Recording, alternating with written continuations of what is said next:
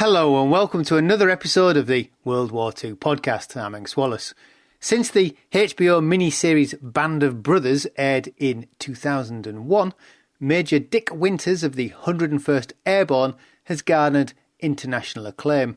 His exploits hit key moments of the Northwestern European campaign in 1944-45 as he took part in D-Day, Market Garden and the Battle of the Bulge. A modest hero, he epitomizes the notion of dignified leadership. Now, Winters was a fairly prolific letter writer, and one person he wrote to regularly was a young lady called DeEtta Almon. After the war, they lost touch, but upon the release of the Stephen Ambrose book, Band of Brothers, DeEtta got in touch with Winters and presented him with all the letters he'd written to her during the war. In this episode, I'm joined by Erik Dorr and Frederick. Erik is the owner and curator of the Gettysburg Museum of History, which houses a Dick Winters collection.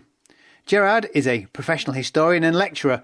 With Erik, they have written Hang Tough, a unique view of Dick Winters based around the letters to DeEtta that are now housed at the Gettysburg Museum of History. Chaps, thanks for joining me. This is going to be a slightly different lens we'll be viewing Dick Winters.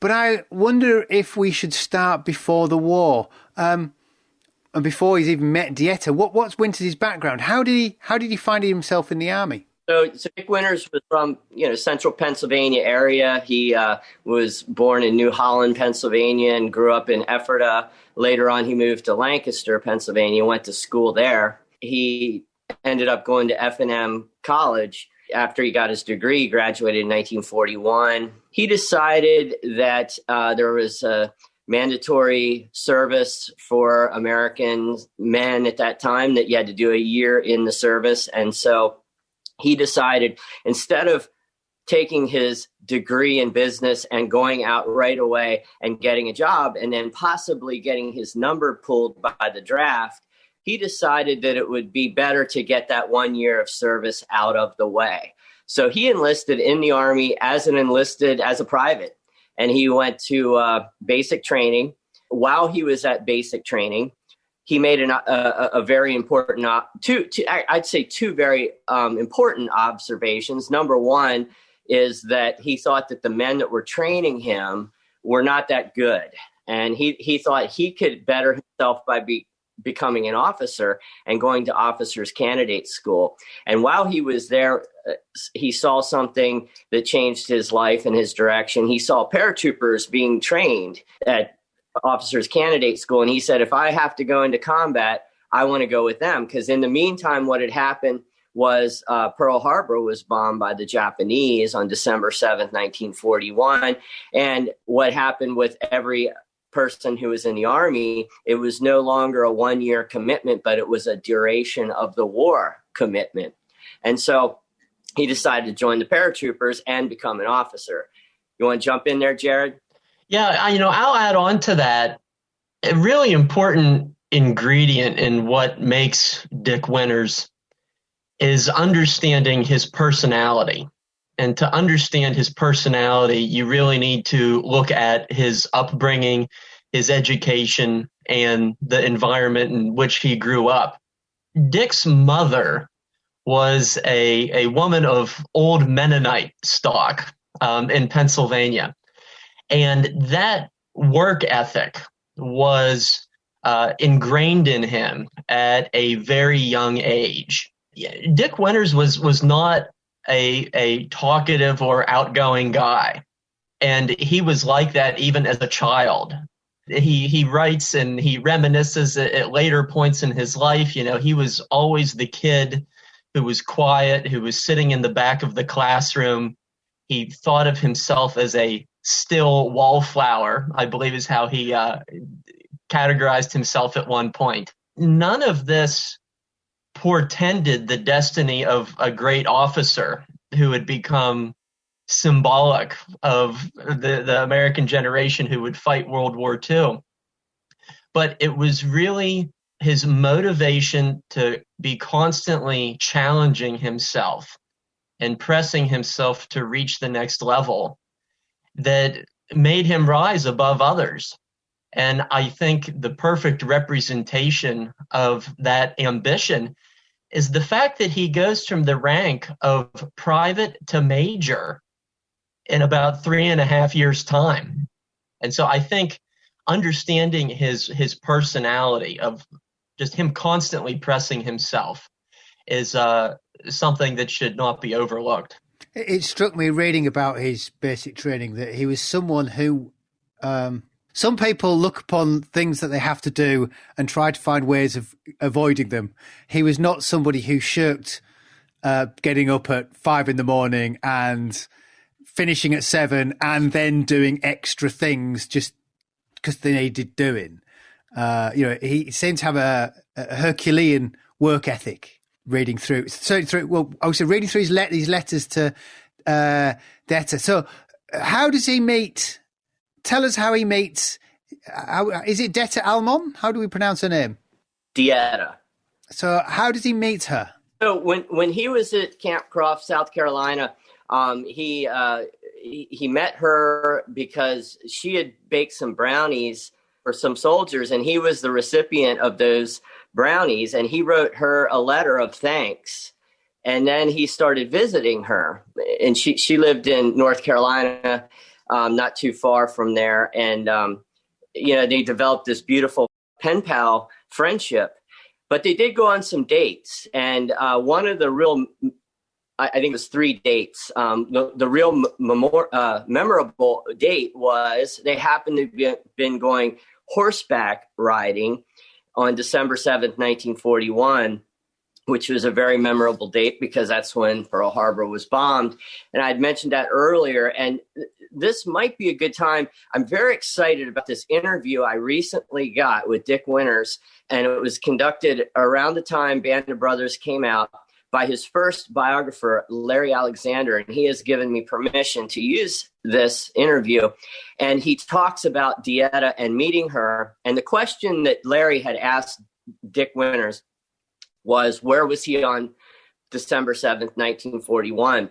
And if I may, I'd like to play that for you because he talks about meeting DeEtta and how these letters came about. So if you don't mind, I'm going to tell you, or I'm going to let you hear about DeEtta right from Dick Winters in the year 2001. So I'm going to play that right now. He suggested we go horseback riding in the Biltmore Estates outside of Asheville. And we were horseback riding as I got the news of Pearl Harbor. So it's very easy to remember. And incidentally, on that subject, DeEtta Almon, nice young girl that had 3 or 4 dates. And I kept moving after basic training was to OCS and so forth. In the years that followed, we had developed this pen pal friendship. And I wrote her letters and she wrote me letters, and she was a good friend. We corresponded throughout the entire war. After the war is over, and we wrote this book, Band of Brothers, sometime after it came out, her daughter happened to pick this book up, read the book, said to her mother, "Is this the guy you talk about?" "Yes, that's the guy." They called me right here at Hershey one evening. I'm sitting downstairs here with Ethel, and get this telephone from this young lady, and asked, "Are you Major Winters?" I said, "Yes." "Do you remember DeEtta Almon from Asheville?" "Yes." "I'm her daughter." Wow. I was talking to DeEtta in a few minutes.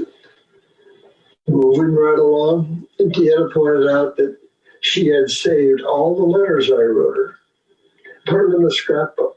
They're up in the attic now for many years. Would I like to have them back? Yes, of course. She sent them back. My wife and I, Ethel, looked them over. Yeah, I'll be darned. Not too bad. They're all in the bottom file. They're right behind you. Every single one of them, each one of them has a file. 117 of them. And we took those, Ethel typed them up and corrected the spelling and the punctuation, but left everything exactly the same. And the thing that I take great pride in as I look at those letters is the fact that I can see myself develop. I can see myself develop and change over the years, not always maybe for the best, but at least change from a private in the Army, seeing the world for the first time, hitchhiking home when I'm on furlough, because I didn't have the money to get a bus ticket, and hitchhiking back, getting out and seeing the world for the first time, and getting to know it and live with it. And then as the war moves on, you see yourself develop, mature, and change. So that by the end of the war, you're looking at a pretty tough cookie. It doesn't take a whole lot of lip from anybody. You've gone from a private to a battalion commander in a few years. And those letters, they're priceless to me because each and every one of them speaks for itself. You know, one of the great things about my job as a historian and a museum curator is new things come along all the time. Now, this is a very old interview, but Larry had sent this to me, and it was on an old VHS tape, and I didn't want to play it until I had it digitized. And of course, with the state of the world right now, it's really difficult to get anything done.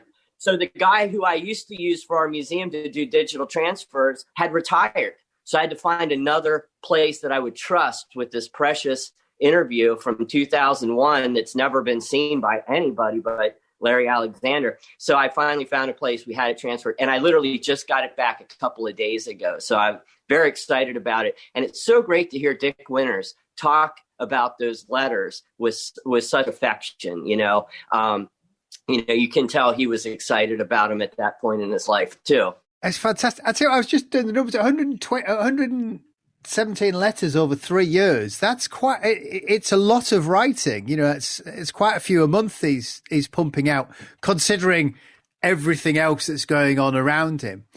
Well, I was going to say, once you finish basic raid training, one of those letters, you mentioned he goes into the he decides to go to the 101st, but one of those letters to her, he describes it as a suicide outfit to her, which amused me because then he ends up in the Airborne.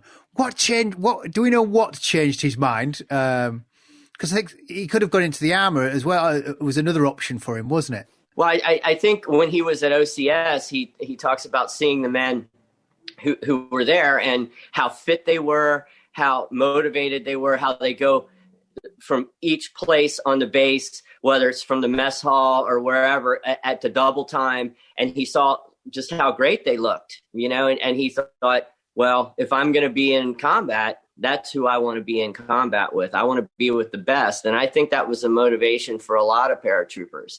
You don't want to be in with guys who may not be 100% there. You want to be in, if you're going to be in combat and put your life at risk, you want to be fighting with men who are equally as committed to it as you are, I think. And I think that was his motivation. One of the other factors that is not really mentioned too in depth in a lot of the other books and films is a friendship that he formed with a fellow soldier from his hometown in Lancaster named Trenta. And Dick referred to this young man as Trent, as his nickname. Both of these men, they grew up within a 30-minute walk of each other in Lancaster. And it was not until they joined the Army and found each other at Camp Croft that they became good friends. And it was Trent's idea initially to join the paratroops, this new and experimental phase of the American Army. Winters thought Trent was insane for wanting to do this. Why would you jump out of a perfectly good airplane? And so it's one of the more ironic sentences in our book where Winters sort of mockingly judges the Airborne. But as Erik said, over time, he realized that, these guys were perceived as the best of the best. And that's where Dick wanted to be. I think it's probably the first episode of the Band of Brothers miniseries is all the basic training. How well does that represent Camp Toccoa? The series itself did a very good job. I thought, the terrain looked good. They had a representation of Mount Currahee that they'd ran up. I think they showed the training really well. And of course, and that's when they, everybody encountered their first commanding officer, Captain Herbert Sobel, and his rather, in some people's opinion, sadistic training methods. And I think, from what I've read and the men I've talked to, I think they did a fairly good job of portraying the way it was at Camp Toccoa. Winters really excels there, doesn't he? He goes up Currahee in 42 minutes. No, he doesn't. He goes up in 44 minutes, and the record's 42 minutes. But he doesn't seem to make a big thing about it, because that unless everybody else was going up at the same speed at the same time as him, that strikes me as being pretty quick to run up a blooming great hill. Yeah, what he says on that point is he says, "I am strictly no runner. I just plod along." I don't know about anybody else, but doing that all in 45 minutes and considering yourself merely plodding along, I think says a lot about his strength and willpower. But it was part of his daily routine. Even if he didn't do anything, he would do some running, wouldn't he? He wasn't someone who did nothing. At the end of the day, he would take himself for a run as part of his internal discipline to do something. And he carried on that habit through the end of the war.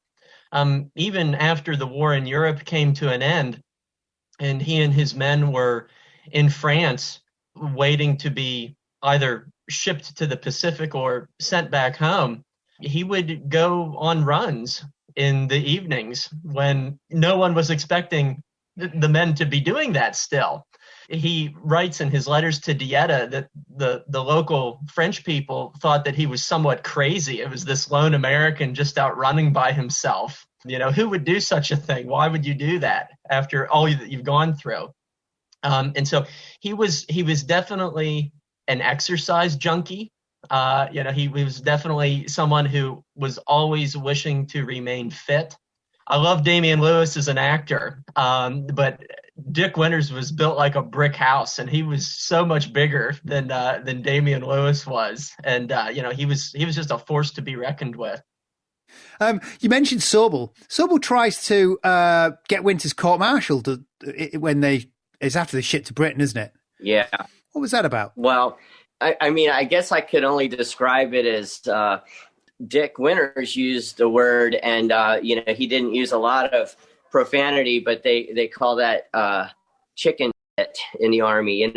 Petty squabbles and things like that. And also, I think there was maybe some envy that Dick Winters was getting more attention than Captain Sobel, and he was his executive officer, and I think he was maybe jealous that the men liked him better.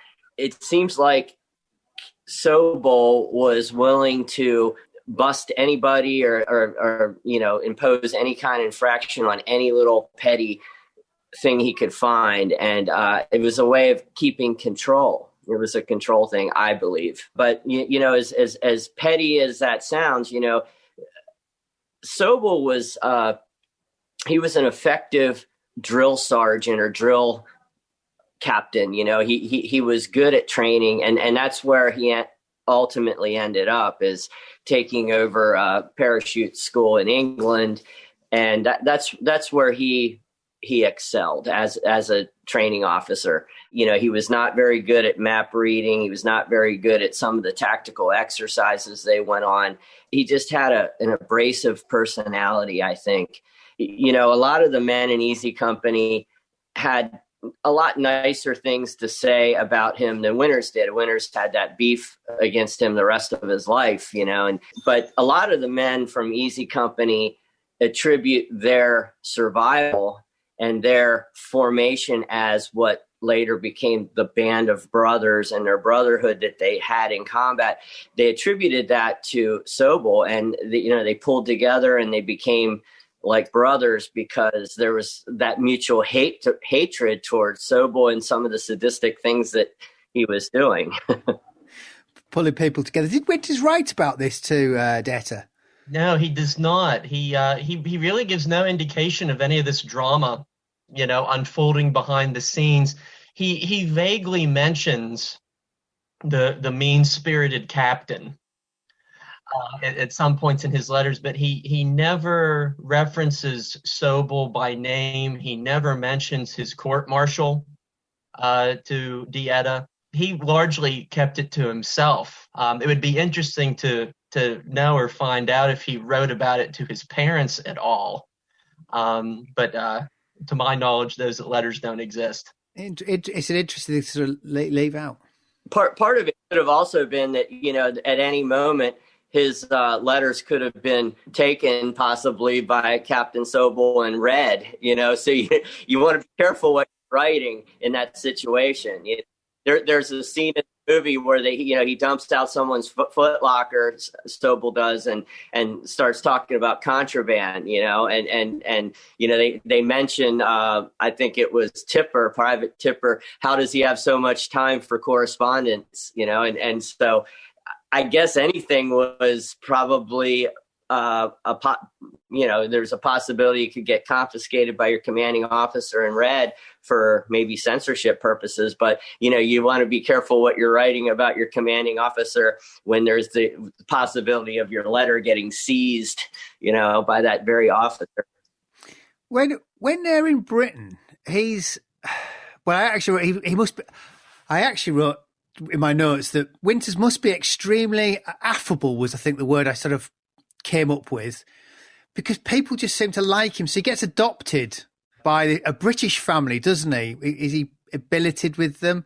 How does that come about? Because there is a genuine connection. He keeps in contact with them and returns to them throughout the war, doesn't he? Yeah, that's the Barnes family. And, I believe a lot of the officers in Airborne were billeted with various families. I think that was an option for officers' quarters. Correct me if I'm wrong, Jared.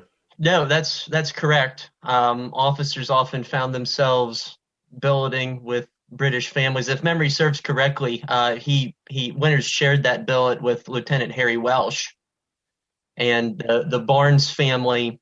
They had something of a general store. I believe it had a post office in it as well, and the family lived on the second floor. And that is where Winters resided in Airborne, and the building still stands there to this very day.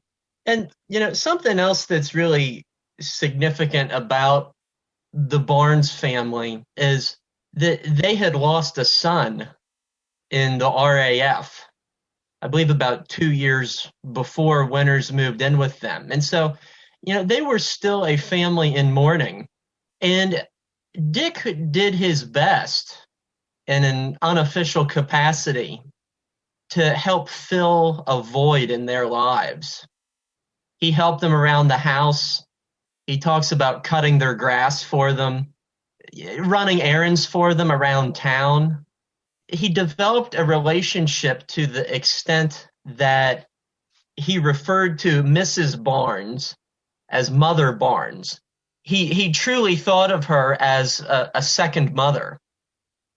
And so in my mind, there's no better story to illustrate the special relationship, or the friendly invasion, as it is referred to, this influx of Americans coming into these little British hamlets. It's just a wonderful story that's often lost amidst the bigger drama and action of the war. It's a lovely story because he writes to them as they sort of added onto his writing list, and he writes to his parents, to them, and DeEtta. So he's kind of all got all these correspondence going on to people. So he's writing 117 letters to her. Presumably, there's a similar amount going to the Barnes and his parents.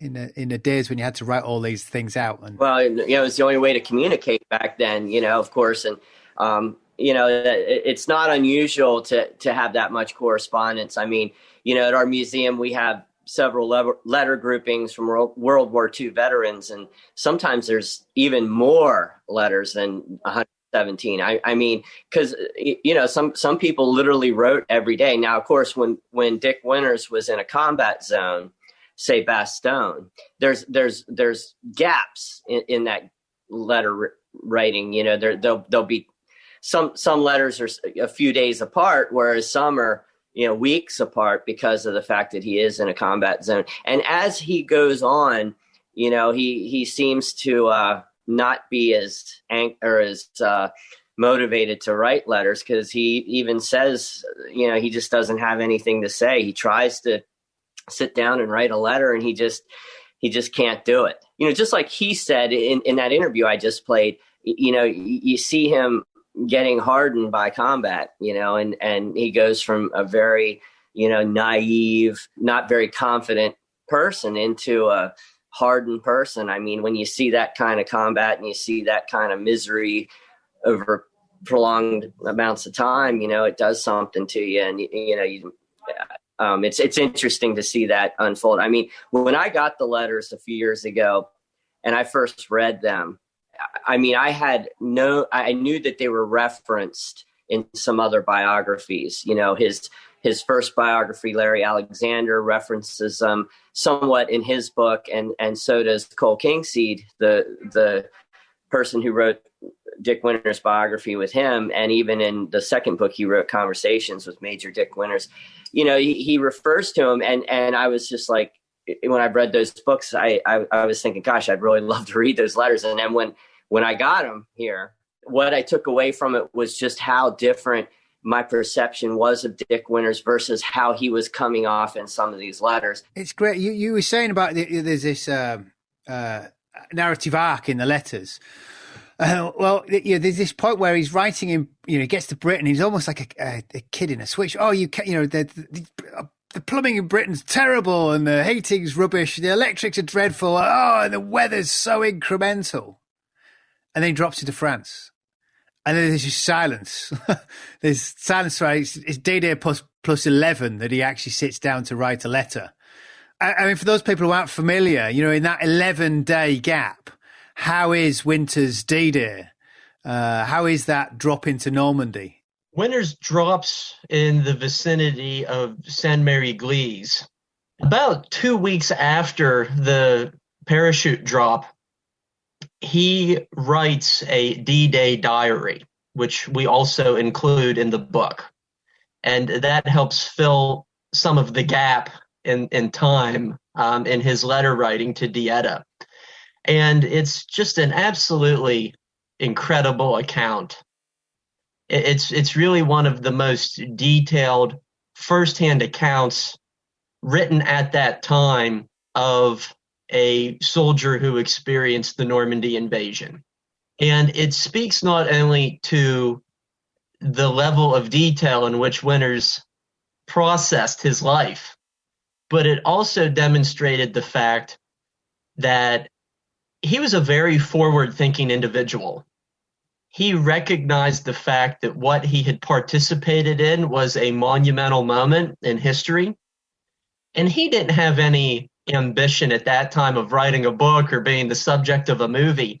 He wrote this diary merely for his own reference, so he could reminisce about it in years to come. And I think one of the most compelling things that he writes about in that diary is that shortly after he lands and the men are rallying and converging, he hears the bells of Saint-Mary-Glise and the surrounding communities. And he said that that was one of the most frightful things that he experienced during the war, the sound of those bells. And I paraphrase here, but he essentially says it reminded him almost like the sound of a pack of wolves that were hunting him in the night. And you just kind of get goosebumps thinking about that, and the emotion tied in with that.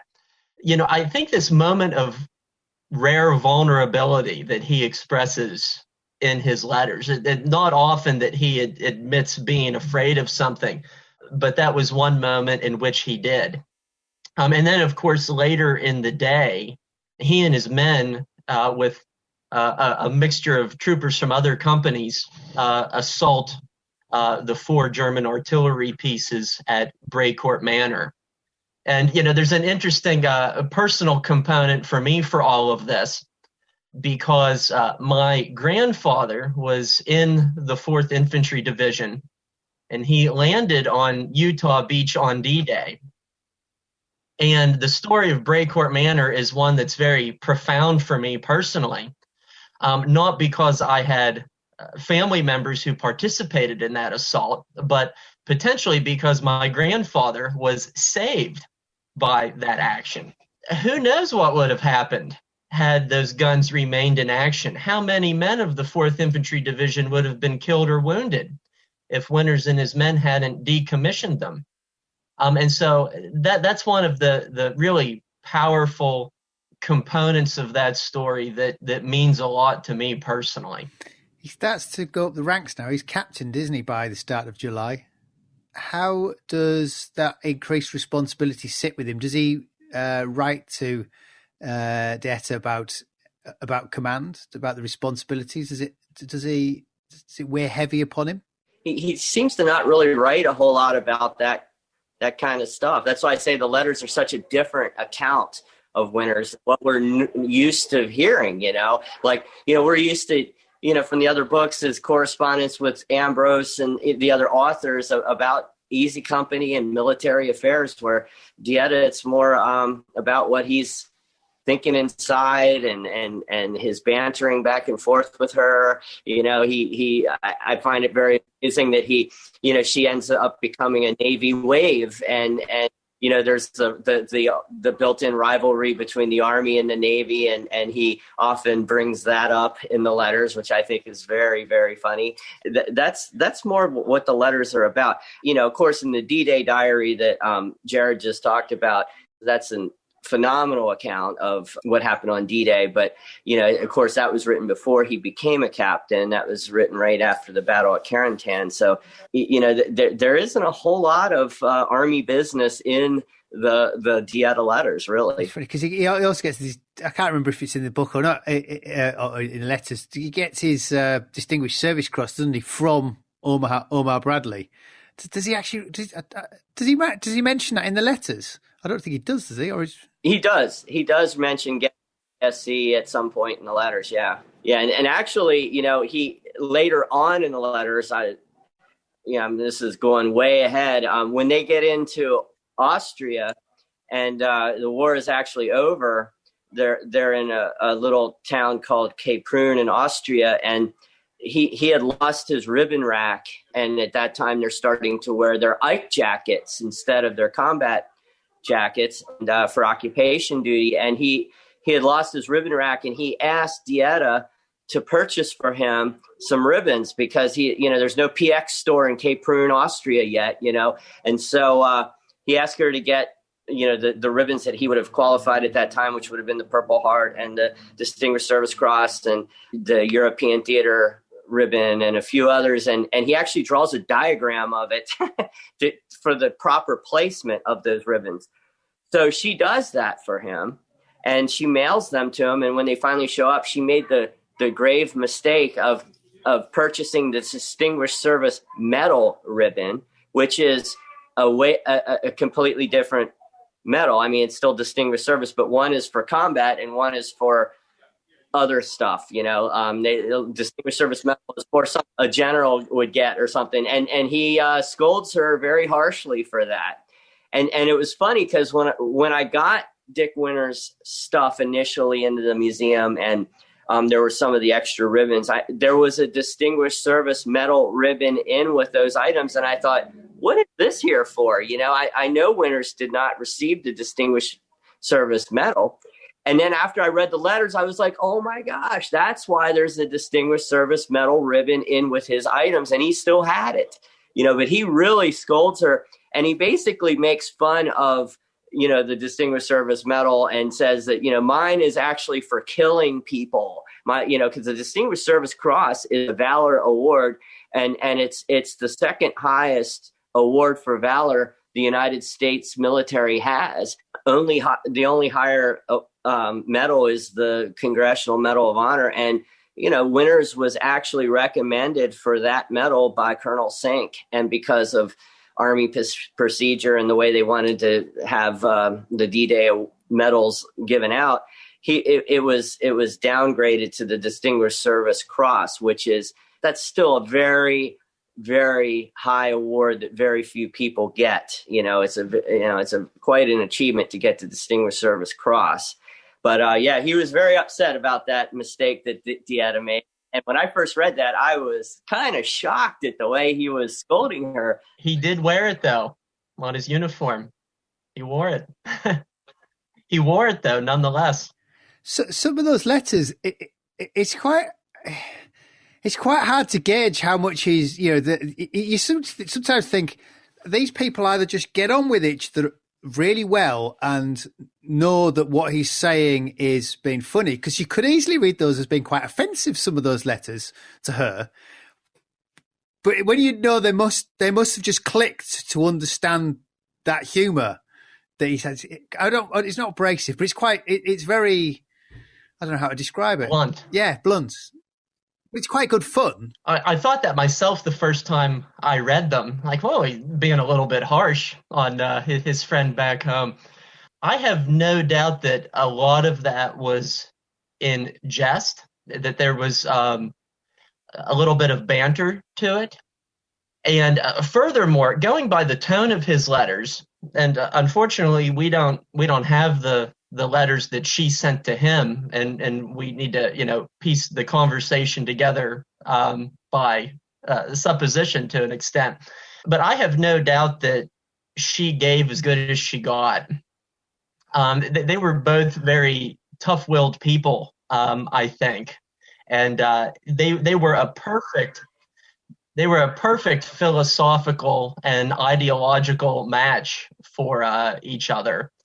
I think we could easily feel as bad for Dick as we do DeEtta in this dynamic. So the next thing he's dropped into Market Garden, Operation Market Garden. There's some couple of humorous things here.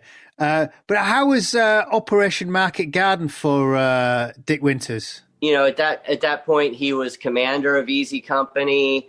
And there is a gap in the writing at that point too.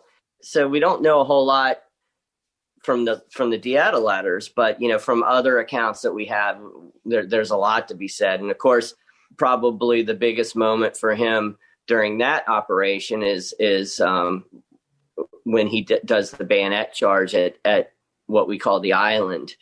The Easy Company guys got into a situation where they had to do a bayonet charge, and they were out in an exposed area. When I read about that, they show that in the series in a very casual way. There was a lot more to that operation than what they show in the series.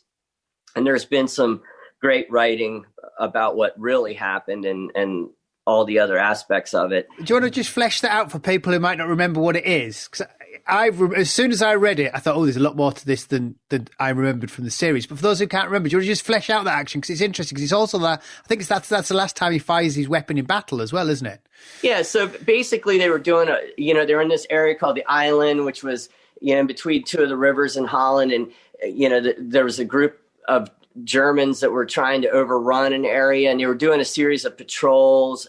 They found themselves in an exposed position. So he made the decision to do a bayonet charge, and they charged at a bunch of men, Germans, that they didn't know exactly how many were there. And when they did it, Winters ran out first. He was a lead from the front kind of guy. He ran up there, and in other interviews that we have with him, he says how he felt like he was moving faster than anyone else, and they popped smoke as a signal, and the other men didn't go until that smoke came out. And so he was way ahead of the rest of the men. And Holland, there's a series of dikes, and so he got up over a dike, and there were I forget how many men. I think it was one exposed company and maybe another company behind another dike.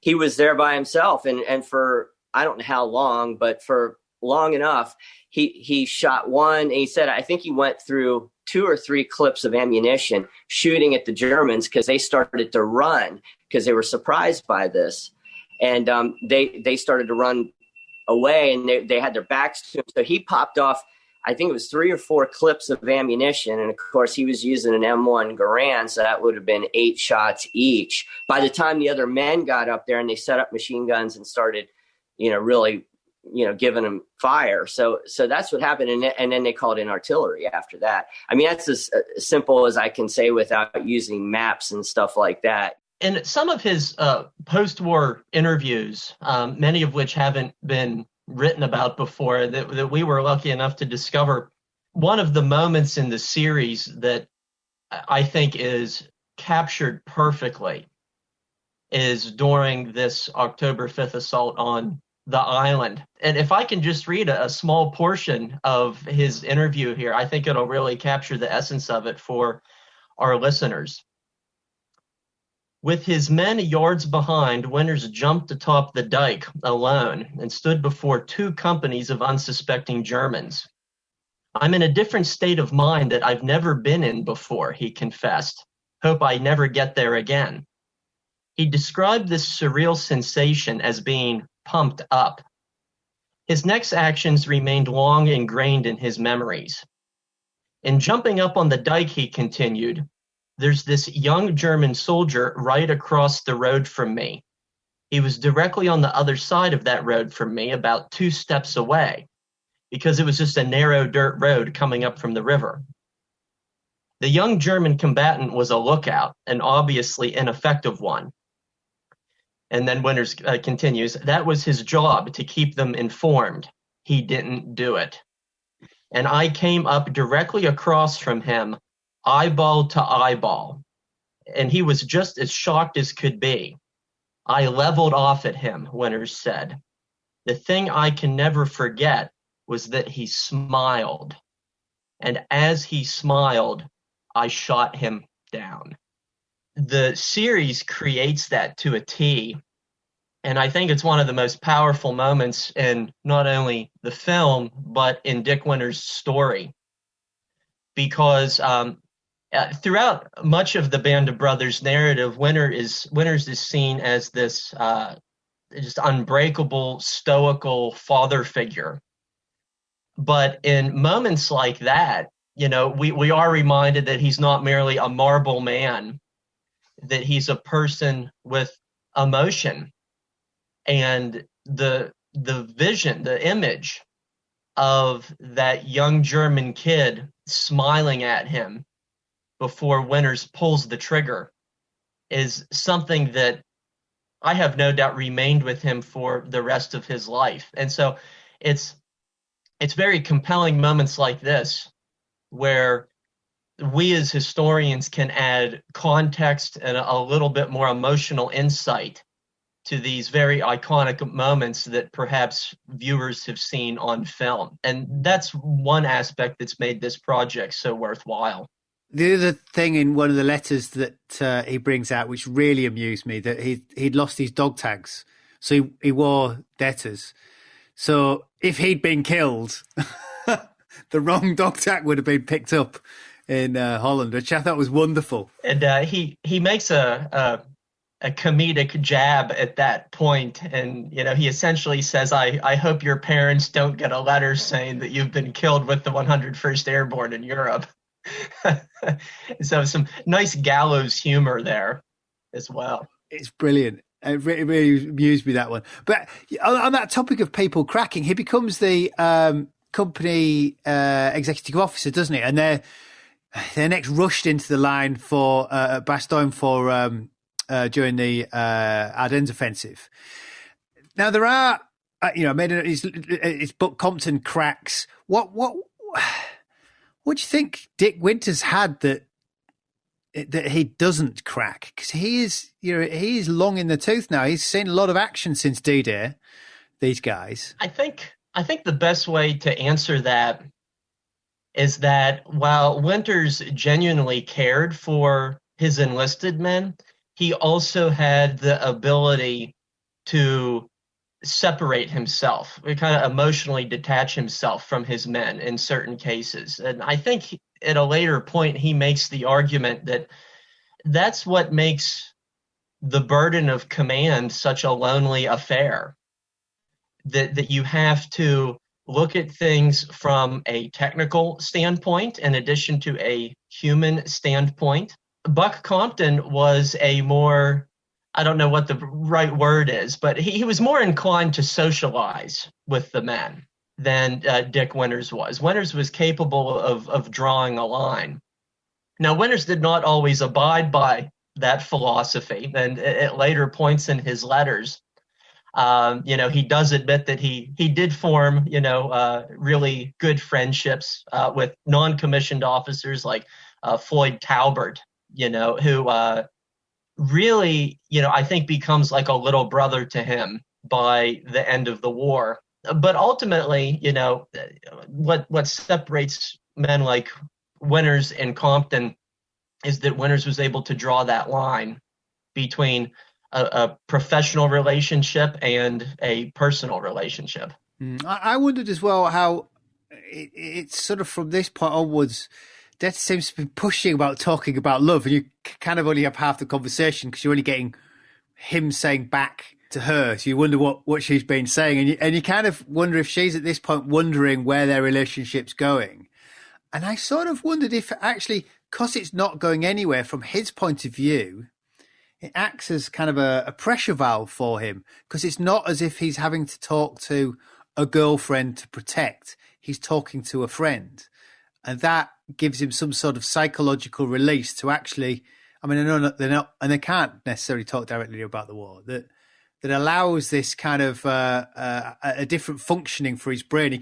It gives him a turn off moment to talk to someone in the way that he banters. Erik and I have discussed, these sort of, potentially romantic dynamics at play. And, it's up for debate whether or not DeEtta aspired for their relationship to go to the next level.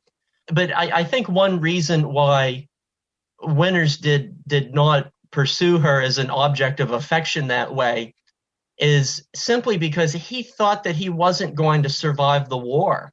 He did not anticipate, making it through, and his letters after the Battle of the Bulge really strike at this morbid perspective that he develops over time. And, it's just my personal opinion. I don't think we'll ever have a concrete answer. I think he was really trying to prevent her from being hurt if he were to be killed. And I think that's why their friendship did not blossom into something bigger. That's just my thought. I agree. And, even when the war in Europe came to an end, there was a long period of time when he thought very much that, and everybody thought that they were going to end up going to the Pacific theater. In fact, he tries to get there quicker by volunteering to become an officer in the 13th Airborne. So even with peace in Europe, that morbid sense of he may be killed goes on. And probably one of the most profound quotes in the whole book, and I'm sure Jared has it memorized. It's on the flap of one of our book. Do you have that memorized, Jared, or do you have it in front? I have the book here in front of me. I'll just read it real quick. It's a small paragraph. So this is what Dick writes to DeEtta on June 19th, 1945. The war in Europe has come to an end, and he is potentially bound for the Pacific. And he rationalizes his efforts to expedite his transfer to fight against the Japanese by saying this: maybe I'll get hurt or killed for my trouble, but so what if I can make it possible for many others to go home? Their mothers want them too, the same as me. So what else can I do and still hold my own self-respect as an officer and a man? And that, my friends, is who Dick Winters was. That phrase right there sums him up more than anything in my mind. And I agree. That's one of the greatest quotes in the whole group of letters. When I read that for the first time, I was like, wow, what a guy. Well, yeah, he sort of holds himself up to things. I would say you could tell when you say, there's half his men are lost at Bastogne, so you can kind of see where this sort of inevitability of things it must feel for him when you've come through things. He does meet, I think, after, because they've obviously got that's the end. Bastogne's the end of the last major action they take part in, I think, isn't it? But they do meet at the end of the war, doesn't he? Is it a tank? I'm trying to flick through my notes so I can't see it. It's not jumping out. But is it a tank officer who'd actually been at the same action, obviously firing at him? I got that right. During the when the Germans are surrendering, he meets a German. I forget his rank, but they had realized that they were opposing each other in Bastogne, I believe. I think that's right. How do they get on? Because it's a curious dynamic. So very clear. You hear stories of people meeting years after the war, and it's kind of, we were young and this, but this is happening instantly at the end of the war, and it was weeks before that they were on opposite sides shooting at one another. How did he feel about it?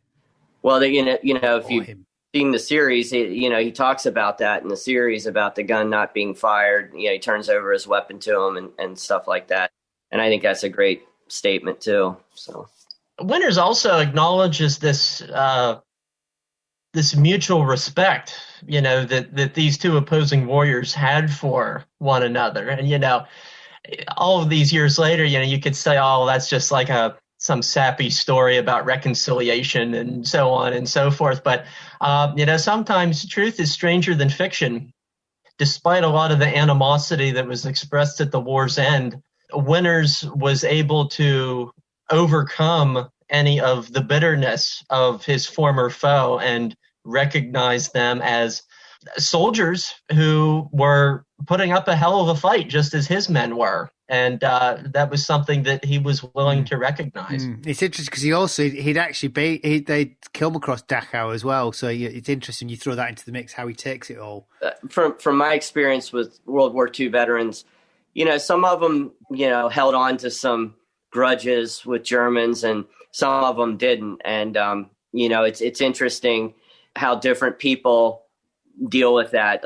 One veteran that I was very good friends with and ended up going to Normandy with one time, he had met a German soldier at the Reading Air Show or some event, back in the 1990s or early 2000s. And his son had said how, this German officer wants to meet him. And he said, I don't want to talk to that guy. I don't want anything to do with him.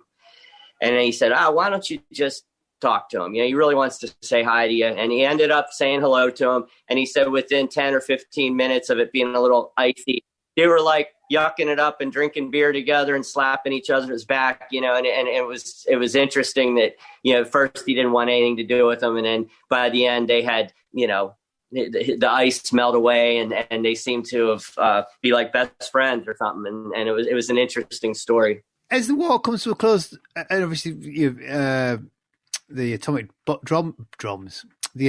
bombs get dropped, does Winters consider staying in the military? He's clearly a natural soldier. I think by that time he was pretty fed up with the Army. I think he was ready to go home, and I think he had experienced the stuff that happens within the Army where there's between the stuff with Sobel and some of the stuff in his command positions, and some of the politics with rank and all that I think he was pretty much over it, as we say today. Don't you agree, Jared? Yes, I do. But on the point of the atomic bomb, Winters had something to say about this, and he said that the atomic bomb is much like a regiment of paratroopers. Neither of them should be released upon humanity. They act with equal punch. And so once again, that trench humor emerges here at the war's end. Do you think he enjoyed the war? I mean, enjoyed might not be the way to put it, but Yeah, here's the best way I can answer that. At the beginning of our book, we draw a parallel between Dick Winters and a notable hero of the American Civil War who fought at the Battle of Gettysburg named Joshua Chamberlain, who's depicted in the movie Gettysburg. And these are two men who have a lot in common. The war became the defining moment of their lives. Nothing else that they would do in the 6 decades that followed would be able to compare with their contributions in these defining conflicts of their respective generations. Certainly, neither of the men enjoyed the war. They did not enjoy killing.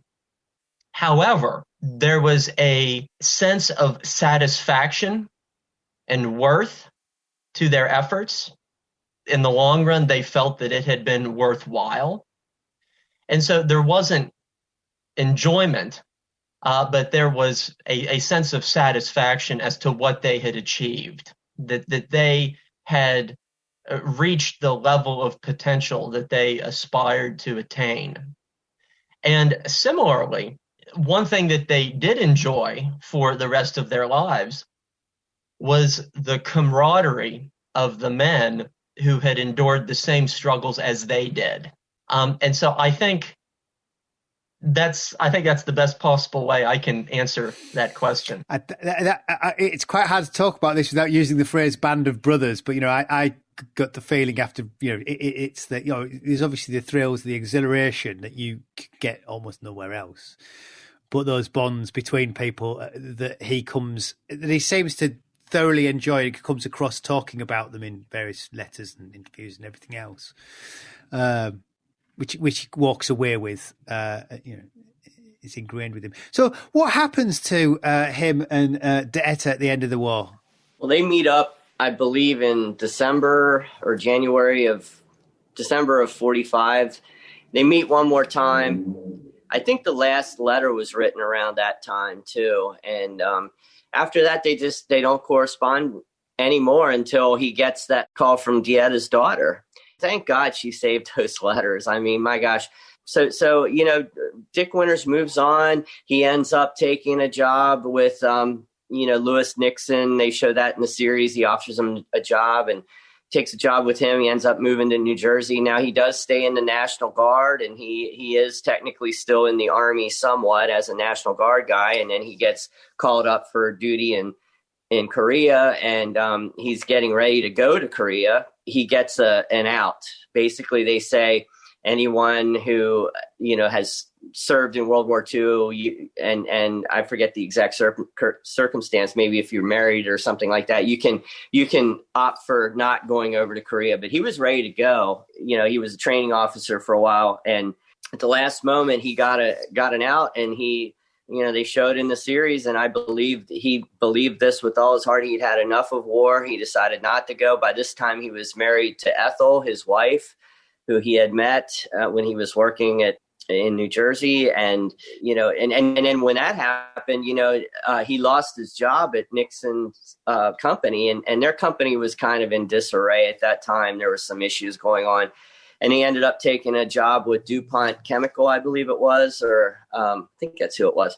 And he ended up moving to the Gettysburg area. He's from my area, or he lived in our area. He lived in a place in New Oxford, which is a couple miles down the road from Gettysburg. And he was here for 5 years, and then he bought his home, and he bought the farm in outside Hershey, and he ended up moving there in 1960. And then he started his own company where he made animal feed out of byproducts from Hershey Food Company.